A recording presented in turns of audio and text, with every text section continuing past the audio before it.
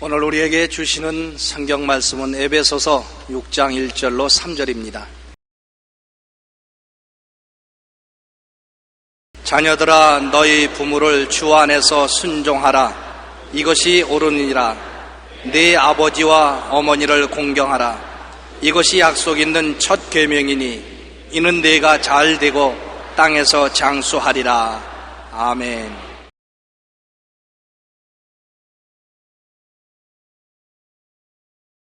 오늘 저는 여러분과 함께 내 부모를 공경하라는 제목으로 말씀을 나누겠습니다. 자식에게는 부모는 하나님의 형상이요 대리자입니다. 하나님께서 부모에게 자식을 낳고 기르라 명령하셨습니다. 물론 어느 부모도 완전하지 못합니다. 그래도 부모는 하나님이 주신 사랑의 대행자인 것입니다. 부모를 공경하는 것은 궁극적으로 하나님을 공경하는 것입니다. 하나님은 부모의 아버지가 되십니다. 그러므로 부모를 잘 모시지 못하는 것은 하나님을 잘 모시지 못하는 것입니다. 보이는 부모를 공경하지 않는 사람이 보이지 않는 하나님을 공경할 수가 없기 때문인 것입니다. 첫째로 공경과 효의 최고 모범은 우리 주 예수님이었습니다. 원래 효란 말은 서양에는 없습니다. 효를 영어로 번역하면 filial piety라고 합니다만, filial이라는 말은 자식이란 말이고 piety란 말은 신실함, 충성스러움, 신앙심 등 이런 의미가 있지만은 우리 동양에서 사용하는 효심을 영어로서는 정확하게 번역이 안 됩니다. 효란 말은 공자가 쓴 말이지만 그 참된 실천은 예수님이 하신 것입니다. 우리나라에서도 조선시대 퇴계는 효를 백행지원이라고 말했고, 율곡은 백행지수라, 인류의 가장 억등가는 덕목이라고 하신 것입니다. 예수님께서는 하나님의 아들이요 제2위 되신 하나님이시지만은 아버지께서 인류를 구원하시기 위하여 이 세상에 육신을 쓰고 내려가기를 원하셨을 때 추호도 요동하지 아니하시고 순종하여 그런 그 자신을 내놓아 육신으로 태어나기를 도모하신 것입니다. 마태복음 1장 21절에 아들을 낳으리니 이름을 예수라 하라. 이는 그가 자기 백성을 저희 죄에서 구원하실 자라 하심이라고 말씀하고 있는 것입니다. 예수님은 육신으로 태어났으니 하나님께 효를 다할 뿐 아니라 육신의 부모에게도 충성스럽고 효성스럽게 대하셨습니다. 누가복음 2장 51절로 52절에 보면 예수께서 한 가지로 내려가사 나사렛에 이르러 순종하여 받드시더라. 예수는 그 지혜와 그 키가 사람이 하나님과 사람에게 더 사랑스러워서 가시더라고 말씀한 것입니다. 그는 하나님 아버지의 순종하고 헌신하고 충성만 했을 뿐 아니라 육신의 아버지 되는 요셉과 그 어머니 마리아에게도 한 가지로 순종하며 받던 효를 다한 분인 것입니다. 예수님의 지상 33년의 삶이란 인간의 희노애락을 모두 체험하셨습니다. 그러나 그 인간 희노애락의 가운데서도 주님은 조금도 자기의 뜻을 행하지 않고 오직 아버지 하나님의 뜻만 성취하신 것입니다. 그렇기 때문에 하나님께서는 예수 그리스도를 나의 기뻐하는 아들이라고 말씀을 하셨습니다. 마태복음 3장 11절에 하늘로서 소리가 있어 말씀하시되 이는 내 사랑하는 아들이요 내 기뻐하는 자라고 했습니다. 하나님이 사랑을 하고 기뻐하실 정도로 예수님은 하나님 아버지를 중심으로 섬기고 순종하고 따르며 정성을 다 기울여 모셨습니다. 요한복음 3장 35절로 36절에 아버지께서 아들을 사랑하사 만물을 다 그 손에 주셨으니 아들을 믿는 자는 영생이 있다고 하고 말씀한 것입니다. 예수님은 마지막 치욕스러운 죽음까지라도 아버지가 원하시니 기쁘게 받아들인 것입니다. 그가 겟세마네 동산에서 마지막 드린 기도가 아버지여 할 수만 있으면 이 잔을 내게서 옮겨 주옵소서. 그러나 내 뜻대로 마옵시고 아버지 뜻대로 하시옵소서. 그렇게 말씀했습니다. 주님은 인간의 모든 죄를 대신 짊어지고 그 치욕스러운 죽음을 당한다는 것이 몸서리 나게 두려운 것이었어요. 죄를 알지도 못하신 자가 모든 인간의 죄를 대신 책임진다는 것은 너무나 끔찍한 것입니다. 그럼에도 불구하고 아버지의 뜻이면 이것을 이루어 달라고 했는데 아버지의 뜻인 것을 알자 두말하지 않고 그는 치욕스러운 십자가를 걸머지고 골고다로 올라가신 것입니다. 빌립보서 2장 6절로 8절에는 그는 근본 하나님의 본체시나 하나님과 동등됨을 취할 것으로 여기지 아니하시고 오히려 자기를 비워 종의 형체를 가져 사람들과 같이 되었고 사람의 모양으로 나타나셨으며 자기를 낮추시고 죽기까지 복종하셨으니 곧 십자가에서 죽으심이라고 말한 것입니다. 주님께서는 가장 치욕스러운 십자가의 죽음까지도 아버지의 뜻이면 순종하고 아버지를 따른 것입니다. 예수님은 바로 우주 중에서 가장 효를 실천한 하나님의 아들이신 것입니다. 예수를 믿는 사람들은 예수의 분을 따른다면 두말할 것 없이 효성스러운 사람이 되어야 되는 것입니다.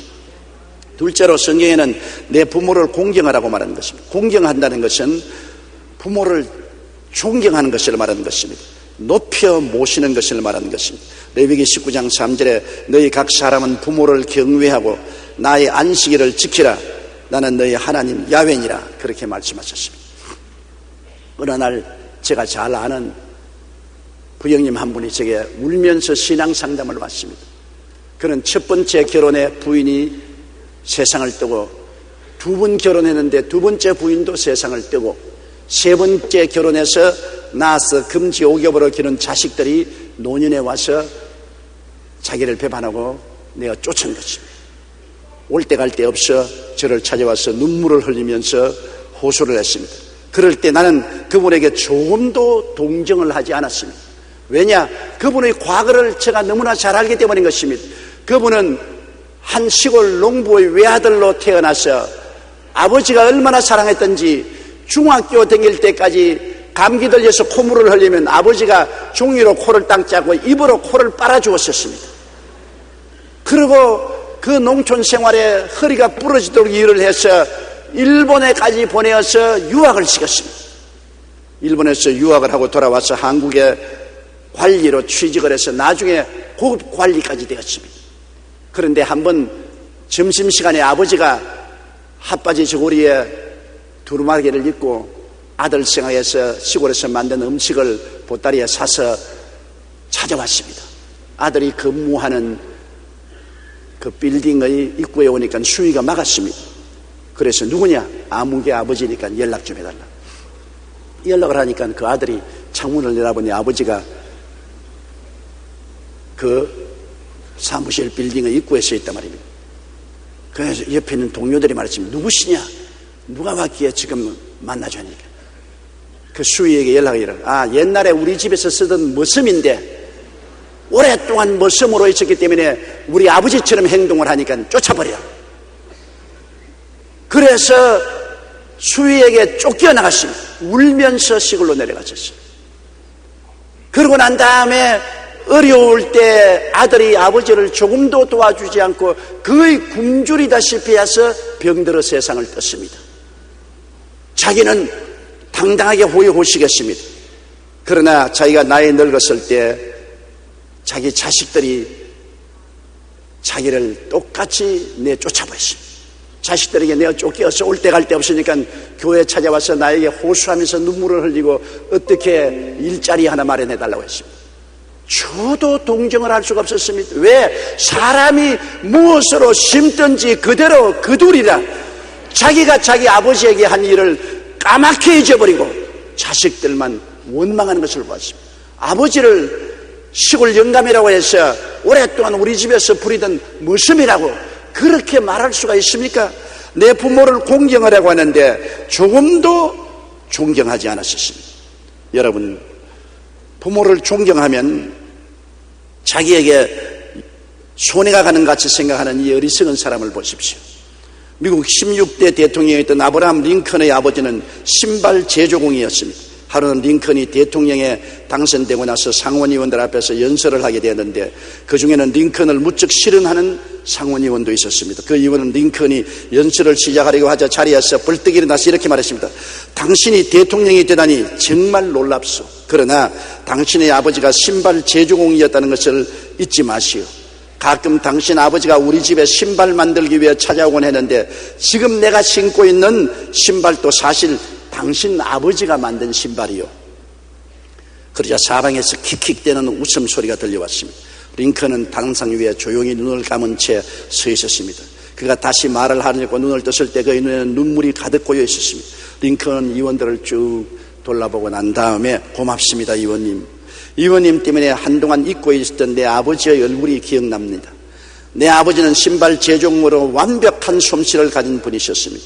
나는 내 아버지를 능가할 수가 없습니다. 다만 아버지의 위대함을 따라잡으려고 지금도 노력할 뿐입니다. 내 아버지는 많은 귀족들의 신발을 만드셨습니다. 여기 이 자리에 모이신 분들 중에 내 아버지가 만든 신발을 신은 분도 계실 수 있습니다. 만약 조금이라도 발이 불편하다면 지금이라도 말씀해 주십시오. 나도 옆에서 아버지의 기술을 조금은 보고 배웠기 때문에 수선은 해드릴 수 있을 겁니다. 최선을 다하겠습니다. 물론 돌아가신 아버지와는 나는 비교도 할 수가 없습니다. 장례는 물을 끼얹어 조용해졌습니다. 부끄러워할 줄만 알았던 링컨이 신발 제조공이었던 그의 아버지에 대한 깊은 존경을 나타내었기 때문에 오히려 링컨을 조롱하던 그 상원의원만 부끄러운 꼴이 되고 말았습니다. 부모님을 존경하는 것, 이것이 성경이 말하는 부모 공경인 것입니다. 여러분, 그 다음에 우리가 해야 될 일은 부모를 공경하는 것 중에 하나가 부모를 사랑하는 것입니다. 아무리 부모에게 좋은 음식을 대접하고 좋은 옷을 입히시고 좋은 곳에 살게 하더라도 사랑하지 아니하면 이것은 인형의 집에 사는 것과 같은 것입니다. 진실로 사랑이 부모에게 공경을 하는 근원이 되는 것입니다. 한 형제가 노모를 번갈아 모시며 살고 있었습니다. 형은 살림살이가 넉넉했지만 동생은 가난했습니다. 형은 어머니가 오시면 좋은 옷과 맛있는 음식을 대접했습니다. 그런데도 어머니는 이상하게 동생네 집에 가기만 하면 돌아오려고 하지 않습니다. 음식도 거칠고 잠자리도 불편한데 도무지 형네 집으로 돌아오려고 생각을 안 합니다. 하루는 큰아들이 그 까닭을 물었습니다. 그러자 어머니가 이렇게 대답했습니다. 옷과 음식이야 너희 집과 비교할 수 없지. 그런데 작은아이네는 내가 잠자리에 들기 전에 등을 긁어주는데 그게 어찌나 시원하든지 하루만 더 하다가 오래오래 작은아들 집에 있게 되네요. 진정 어머니를 즐겁게 했던 것은 큰아들이 제공하는 좋은 옷과 음식보다 작은아들의 사랑과 정성이었습니다. 사람은 좋은 옷을 입고 좋은 음식만 먹는다고 해서 행복해질 수 없습니다. 사랑을 하고 사랑을 받을 때 행복해질 수 있는 것입니다. 물론 부모에게 좋은 옷도 좋은 음식도 좋은 거처도 마련해 드려야지요. 그러나 그 가운데 사랑이 포함되어 있어야만 그것이 참으로 공경하는 것이 되는 것입니다. 그리고 공경한다는 것은 걱정 근심을 끼치지 말아야 되는 것입니다. 여러분, 자식이 부모에게 참 효도를 하려면 부모의 마음에 근심거리가 되지 말아야 되는 것입니다. 자식이 교회도 나오지 않고 하나님을 잘 섬기지도 않고 허랑방탕하고 세속적인 삶을 살면 부모가 끊임없이 머리를 조아리고 하나님께 눈물을 흘리며 자식을 회개시켜달라고 고달픈 기도를 계속해야 되는 것입니다. 이것이 효도가 되지 못하는 것입니다. 그리고 사업과 생활에 관심이 없고 처자는 내 동댕이 쳐놓고 술 먹고 방탕한다면 부모에게 얼마나 가슴 아픈 것입니다. 영혼이 잘되고 범사에 잘되며 강건하게 살아 부모에게 걱정을 끼치지 않은 것이 효도인 것입니다. 자기 잘되면 자기만 좋은 것이 아닙니다. 부모에게 걱정을 끼치지 않게 되니 좋은 것입니다. 자식이 중병에 걸려 들어 누워 있으면 부모가 얼마나 고통스럽습니까? 얼마나 괴롭습니까? 제가 불광동에서 목회할 때 할머니 한 분이 교회에 찾아와서 자꾸 십자가를 보고 절을 하고 있어요. 그래서 왜 그러냐니까 내 아들이 폐병이 걸려서 내 아들 낫게 해달라고 그런다. 그래서 할머니, 십자가를 보고 그렇게 절하는 것은 아들을 고칠 수 있는 것이 아닙니다. 예수를 믿으십시오. 갈보리 십자가에서 예수님이 못 박혀 몸짓고 피 흘려 돌아가신 예수 그리스도, 그 예수님을 믿으면 할머니가 구원을 받고 아들도 치료받습니다. 아이고, 나는 구원 안 받아도 괜찮아요. 난 다 늙었는데 구원받아 뭐합니까? 아들만 병이 낫고 건강하면 좋겠습니다. 할머니 다 늙었으니까 더구나 구원을 받아야죠. 끝까지 말이 아이고 나는 다 늙었으니까 구원 필요 없고 우리 아들만 건강하면. 그 나이 먹으신 할머님, 7순이 넘은 할머니가 천막교회 가만히 엎드려서 계속해서 철야 기도를 하는 것입니다. 하루아침 새벽 기도를 하려고 나가서 강단에 올라가기 전에 그 할머니 옆에 제가 같이 꿇어 앉아서 기도를 하는데 할머니가 이상한 기도를 해요. 그래서 귀를 기울여 보니까 보리보리 갈보리 보리보리 갈보리. 하나님, 봄보리는 알겠는데 가을보리는 모르겠습니다. 우리 목사님이 가을보리를 믿어야 아들이 낳는다고 그러는데 우리 한국에는 봄보리밖에 없고 가을보리가 없는데 가을보리를 믿으려니까 안 믿어지는데 어떻게 합니까? 그러지만 또 보리보리 가을보리 보리보리 가을보리. 그래 할머니, 어이쿠, 가을보리가 뭡니까? 가을보리 봄보리가 아니고 예수님이 십자가에 못 박여 돌아가신 산 이름이 갈보리산이고, 갈보리를 믿는 것이 아니라 갈보리 십자가에 못 박여 돌아가신 예수님을 믿으면 그 보혈의 능력으로 아들도 고침받습니다. 그래서 나중에 그 할머니의 기도로 그 아들도 교회 나오고 며느리도 나오고 교회 나와서 아들이 예수를 믿게 되고 폐병에서 고침받게 되고 건강이 된 사건을 기억하고 있는 것입니다. 노부모가 정말 아들의 병고침을 위해서 봄보리 가을보리 하면서까지도 부르짖어 기도하는 것 지금도 기억에 잊어지지 않습니다. 그 어머니가 언제 행복했습니까? 아들이 교회 나와서 구원받고 폐병에서 나으니까 비로소 마음에 안심을 하고 근심 걱정을 놓은 것입니다. 여러분, 부모에게 효도하는 것은 부모에게 걱정 근심을 끼치지 않도록 살아야 되는 것입니다. 그렇게 올바르고 근심 걱정 끼치지 않게 착하게 살면은 특별히 부모에게 뭘 안 해드린다 하더라도 그것이 효도가 되는 것입니다. 그리고 또 부모를 공경하는 것은 부모를 기쁘시게 해드려야 되는 것입니다. 잠언서 23장 25절에 내 부모를 즐겁게 하며 너 낳은 어미를 기쁘게 하라고 말한 것입니다. 조선시대에 퇴계 이황 선생은 효자로 유명합니다. 그는 노년에 벼슬자리에서 물러나 고향으로 내려가기를 원했습니다. 임금이 그 이유를 묻자 고향에 내려가 얼마 남지 않은 어머니의 여생을 보살펴드리고 싶다는 것이었습니다. 임금님은 이황을 조금이라도 더 옆에 두고 싶은 생각에 어머니를 한양으로 모셔오지요. 그러면 우리 나라에서 잘 돌봐드리겠습니다. 그러자 이황은 정중히 거절하며 이렇게 말했습니다. 제 어머니는 시골에서 태어나 평생을 흙과 더불어 살아오신 분입니다. 그렇기 때문에 어머니의 마음을 기쁘시게 해드리려면 제가 고향으로 내려가서 어머니와 함께 흙을 밟고 흙과 더불어 살아야만 합니다. 맞습니다. 부모님을 공경한다는 것은 부모님의 마음을 기쁘게 해드리는 것이 공경하는 것입니다. 부모님을 공경할 때 하나님께서 크게 기뻐하시고 복을 주시는 것입니다. 한 소년이 바다를 정복할 꿈에 부풀어 평생 뱃사람으로 살아가리라 다짐했습니다. 그리고 얼마 후 큰 선박 회사에 취직해서 먼 나라로 항해를 떠나게 되었습니다. 소년은 배에 자신의 짐을 다 싣고 어머니에 가서 작별 인사를 드렸습니다. 그때 소년의 어머니가 그 소년을 붙잡고 눈물을 흘리며 너를 떠나보내는 것이 너무 괴롭구나. 너가 거칠은 바다에 배를 타고 항해에 나가면 이 애미는 밤낮 주야로 걱정이 되어서 평안하게 잠도 자지 못하고 살지 못하겠구나 하고 엉엉 울었습니다. 효심이 지극했던 그 소년은 어머니의 눈물을 보고 그만 항해를 포기했습니다. 배에 실었던 짐을 다 내리게 했습니다. 그러자 어머니는 아들의 손을 잡으며 말했습니다. 성경에 부모를 공경하는 자녀는 복을 받는다고 기록되어 있다. 그러니 내가 근심하는 것 때문에 꿈을 포기한 너도 장차 하나님이 크게 복을 주실 것이다.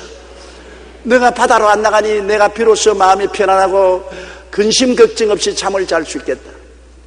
어머니 때문에 이 소년은 큰 꿈을 포기했습니다. 그러나 어머니는 아들을 위해 눈물의 기도를 했습니다. 그런데 이 소년이 훗날 미국의 초대 대통령 조지 워싱턴인 것입니다. 어머니의 눈물을 거두어 준 효성스러운 아들이 미국을 영국의 식민지에서 구출하고 오늘날 세계 최강의 국가의 기초를 쌓은 초대 대통령이 될 수 있는 축복을 받고 그런 자질을 가지고 있는 것입니다. 그리고 부모를 공경하는 것은 부모를 보양하는 것입니다. 그 처와 생활을 돌보아 드려야 되는 것입니다. 동물들도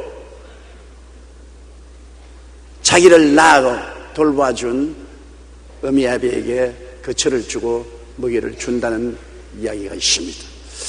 디모데전서 5장 4절에 만일 어떤 과부에게 자녀나 손자들이 있거든 저희로 먼저 자기 집에서 효를 행하여 부모에게 보답하기를 배우게 하라. 이것이 하나님 앞에 받으실 만한 것이니라. 자기 부모나 자기의 가족을 돌보지 아니하면 믿지 않는 사람보다 더 악하다고 하는 것입니다. 그러므로 있든지 없든지 자기 있는 것으로 최선을 다해서 부모를 보양하는 것이 효도를 하는 것입니다. 셋째로 효와 불효에 대한 하나님의 뜻을 우리가 한번 살펴보십시다. 하나님은 불효에 대해서 굉장히 진노하십니다. 성경 신명기 21장 18절로 21절에 보면 사람에게 완악하고 패역한 아들이 있어 그 아비의 말이나 그 어미의 말을 순종치 아니하고 부모가 징책하여도 듣지 아니하거든 그 부모가 그를 잡아가지고 성문에 이르러 그 성읍 장로들에게 나아가서 그 성읍 장로들에게 말하기를 우리의 이 자식은 완악하고 패역하여 우리 말을 순종치 아니하고 방탕하며 술에 잠긴 자라 하거든 그 성읍의 모든 사람들이 그를 돌로 쳐 죽일지니 이같이 내가 너희 중에 악을 제하라. 그리하면 온 이스라엘이 듣고 두려워하리라. 부모 말을 듣지 않고 반역하고 방탕한 자식은 돌로 쳐서 죽이라고 말한 것입니다. 요사이 사형제도 폐지하라고 많이 외치고 있지만 성경에는 악에 대한 하나님의 최고 징벌로 사형을 명령했습니다. 살인한 자도 사형을 시키고 가늠한 자도 사형을 시켰는데 부모 공경하지 않은 자도 사형에 처하라고 성경은 말하고 있는 것입니다. 잠언서 20장 20절에 자기의 아비나 어미를 저주하는 자는 그 등불이 유암 중에 끄짐을 당하리라고 말합니다. 신명기 27장 16절에 그 부모를 경을히 여기는 자는 저주를 받을 것이라고 말했습니다. 노아의 세 아들 이야기를 잘 알지요. 홍수 이후에 노아가 농사를 지었는데 포도 농사를 짓고 포도즙을 짰는데 그것이 발효하여 술이 되었습니다. 홍수 전에는 발효가 없었습니다. 홍수 이후에 포도즙을 짜놨는데 그것이 발효해서 술이 된 걸 모르고 노아가 마시고 난 다음 대취했습니다. 그래서 자기 장막에 옷을 벌거벗고 들어누웠습니다. 그래서 셈이 아버지 장막에 들어갔다가 아버지가 벌거벗고 있는 것을 보고 놀라서 나왔습니다. 그런데 그 둘째 아들 함은 아버지를 조롱했습니다. 아버지란 분이 빨가벗고 온 전신을 다 드러내놓고 굴굴 잠이 들었다. 웃긴다 웃겨. 이게 아버지야. 그러고 아버지를 조롱했습니다. 그러나 셈과 야벳은 아버지의 옷을 들고서 아버지의 나체를 보지 않으려고 뒷걸음질 쳐가서 그래서 아버지를 덮어주었습니다. 그러고 나왔습니다. 노아가 잠에서 깨어나가는 다음 그 이야기를 들었습니다. 셈과 야벳 첫째 아들과 막내는 자기가 벌거벗을 때 그 벌거벗은 수치를 덮어주려고 옷을 가지고 뒷걸음질 치고 들어와서 몸을 덮어주었는데 함은 아버지를 흉보고 손가락질하고 깔깔거렸다는 말을 듣고 대노했습니다. 그래서 새 자식을 축복을 할 때 셈의 하나님을 찬양할지어다. 하나님은 셈을 축복하여 주어서 하나님의 자녀로 하나님을 섬기는 업무를 주었습니다. 야벳을 창대케 해서 셈의 장막에 거하게 하시고 함은 저주를 받아 종의 종이 되라고 말한 것입니다. 하나님께 불효하자 저주받아 가지고서 종의 종이 되고 마는 것입니다. 불효가 얼마나 무서운 것을 가져온다는 것을 우리는 여기에서 잘 알 수 있는 것입니다. 부모를 불효하고 난 다음에도 축복을 받을 수 있나요? 최근에도 보니까 부모가 자식에게 재산을 주면서 자식하고 약속을 하기를 부모에게 적어도 재산의 이자라도 주어서 여생을 먹고 살게 하라고 하니까 그렇게 하겠다고 아버지 재산 다 맡고 난 다음 한 푼도 안 주었습니다.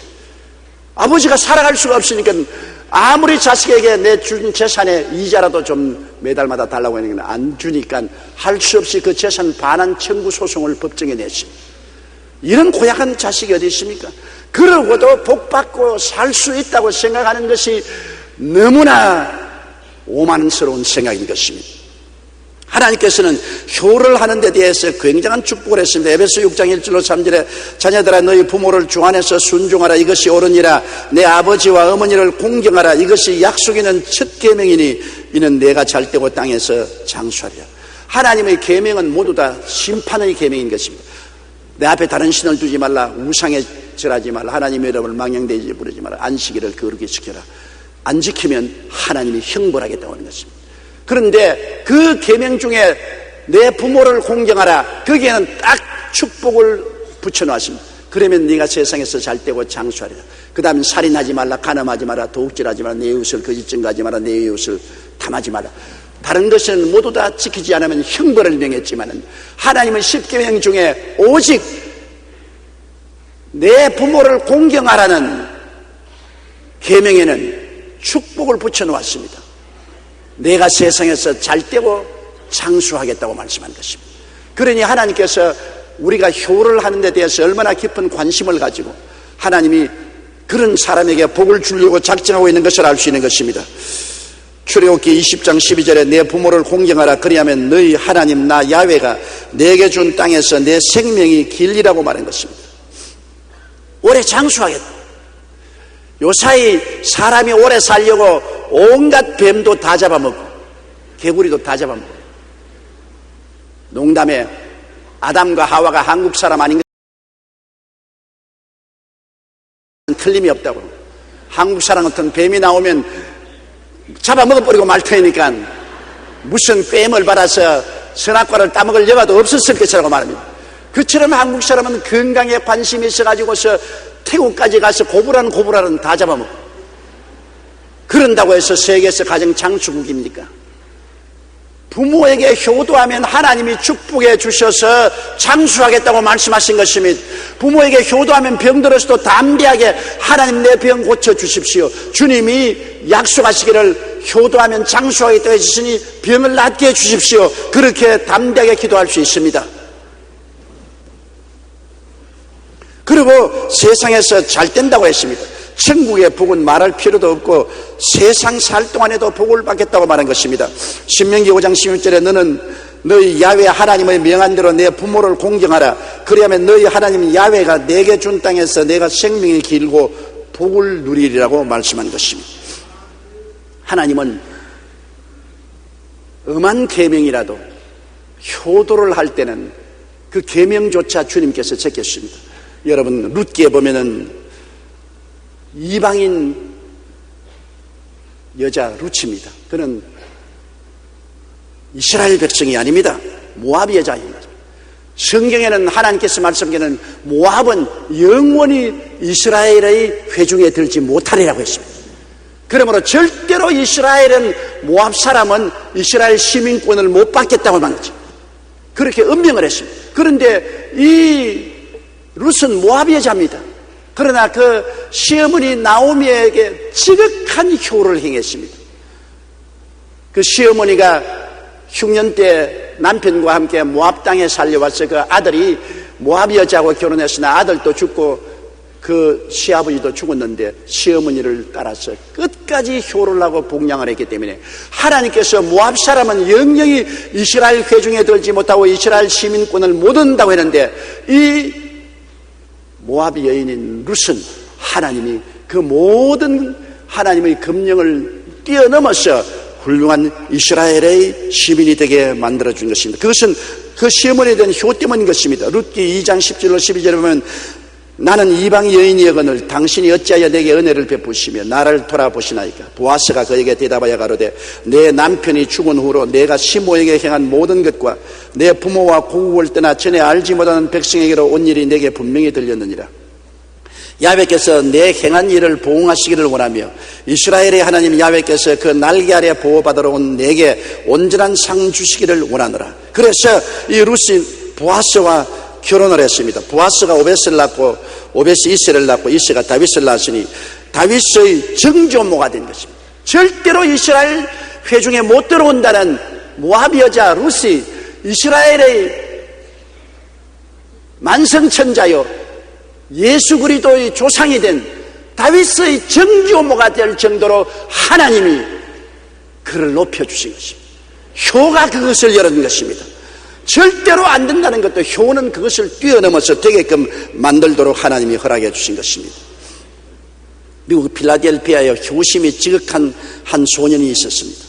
소년의 가정은 매우 가난해서 그의 어머니가 매일 가방에 물건을 가득 담아 상점에 배달하는 일을 했습니다. 소년은 어머니가 힘겨워하는 모습을 보며 가슴이 아팠습니다. 왜냐하면 가죽으로 만든 가방이나 천으로 만든 가방이 너무나 무거워서 어머니가 땀을 뻘뻘 흘리니 가슴이 아팠습니다. 그러다가 하루는 소년이 어머니를 생각하며 종이를 접어 가방을 만들어 보았습니다. 그런데 뜻밖에도 밑바닥에 네모난 종이 쇼핑백이 만들어졌는데 아주 값수가거든요.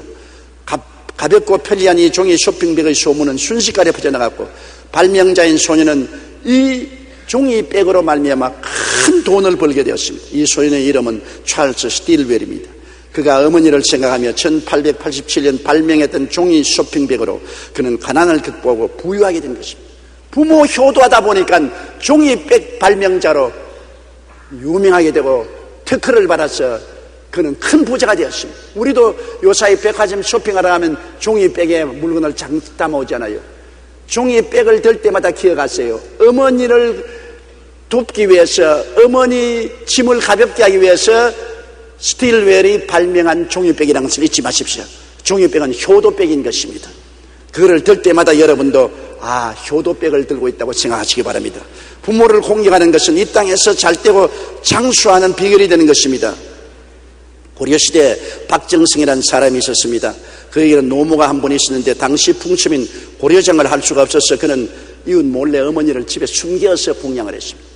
그때는 노인이 되면 고려장으로 산채로 갖다 버려야 됐습니다. 그런데 이분은 효성에 지극한지라 어머니를 온 이웃에 몰래 숨겨놓고 봉양을 했습니다. 그런데 조정에 큰 일이 생겼습니다. 중국에서 사신이 왔는데 똑같이 생긴 두 필의 말을 끌고 와서 그 중에 어미와 새끼를 가려내라고 억지 요구를 합니다. 이렇게 억지 요구를 해서 대답을 못하면 그것을 기화로 해서 벌을 내리고 싸움을 걸려고 하는 것입니다. 만일 이 문제를 풀지 못하면 국가적인 망신을 당하게 생겼습니다. 조정에서는 매일 회의를 열고 묘안을 짜보았으나 헛수고였습니다. 어떻게 똑같이 생긴 말인데 키도 같고 모양도 같은데 어느 게 어미고 어느 게 새끼인지 분별할 수가 있어야죠. 그러던 어느 날 박정승의 고민을 듣고 그의 노모가 묘안을 가르쳐 줬습니다. 그게 무슨 걱정거리냐. 나처럼 나이 먹은 부모라면 그 답을 누구나 안다. 우선 말을 하루 정도 굶긴 후에 여물을 갖다 주어라. 먼저 먹는 말이 새끼 말이다. 어미 말은 새끼가 배불리 먹은 후에야 먹기 시작할 것이다. 아주 묘안을 말씀해 주었습니다. 그래서 그 조정으로 나가 중국 사신 앞에서 어머니의 충고대로 말을 하루 굶겼다가 어미 말, 새끼 말을 끌고 나와서 여물을 먹게 하는데 아니나 다를까 그 중에 말 하나가 덥석 달라져서 여물을 먹는데 한 말은 뒤로 물러가서 새끼가 먹도록 허락을 하거든요. 박정승이 먼저 먹는 말을 보고 여기 새끼고 뒤로 물러간 게 어미라고 그랬어요. 중국 사신이 얼굴이 시뻘개지고 감탄을 했습니다. 어떻게 알았느냐? 그것은 노부모의 지혜였었습니다. 결국 중국 사신은 고려인의 지혜에 탐복하고 본국으로 돌아갔습니다. 그제야 박정승은 그 지혜가 자신이 몰래 모시는 어머니에게서 나왔다는 말씀을 드렸습니다. 어머니를 잘 공경하다 보니 국가적인 위기에서 모면할 수 있는 지혜를 어머니에게 얻을 수가 있었습니다. 임금은 그 많은 신하들도 풀지 못한 문제를 노모가 풀었다는 말을 듣고 노인의 지혜에 대해 탐복했습니다. 그리고 그날부터 고려장이라는 악습을 폐하라고 명령을 내렸습니다. 부모님을 공경하고 효도하십시오. 그것이 개인과 나아가 민족이 잘 되는 비결이 되는 것입니다. 여러분, 사람은 무엇으로 심든지 그대로 거둡니다. 미국의 메리 파이퍼라는 심리학자가 말하기를 노인에 대한 사랑은 곧 자기 미래에 대한 사랑이라고 했습니다.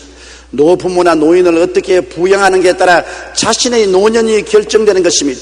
사람은 누구나 심은 대로 거둡니다. 선을 심으면 선으로 거두고 악을 심으면 재앙으로 거두게 되어 있습니다. 불효를 심으면 늙어서 불효를 거두고 효도를 심으면 늙어서 효도를 거둡니다. 우리가 하는 일거수일투족을 우리의 자손들이 안 보는 것 같지만은 다 보고 있습니다. 그것이 은연중에 그들의 사고를 형성합니다. 불효로 심으면 자손들의 마음속에 불효가 삭트기 시작하는 것입니다. 효로 심으면 자손들의 마음속에 효가 삭트기 시작하는 것입니다. 젊고 자기는 활기 있다고 늙고 병든 부모를 쫓아내고 불효를 행하면 자기는 안 늙나요?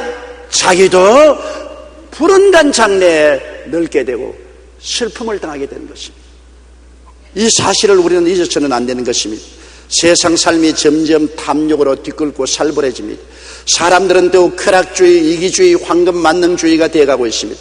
부모들의 자식 교육도 출세 일변도이며 인간이 되는 교육을 등한히 하고 있습니다. 오늘 가정교육도 학교교육도 모두 다 출세를 위한 교육이지 사람이 되는 인간교육을 하고 있지 않습니다. 이것이 중대한 문제입니다.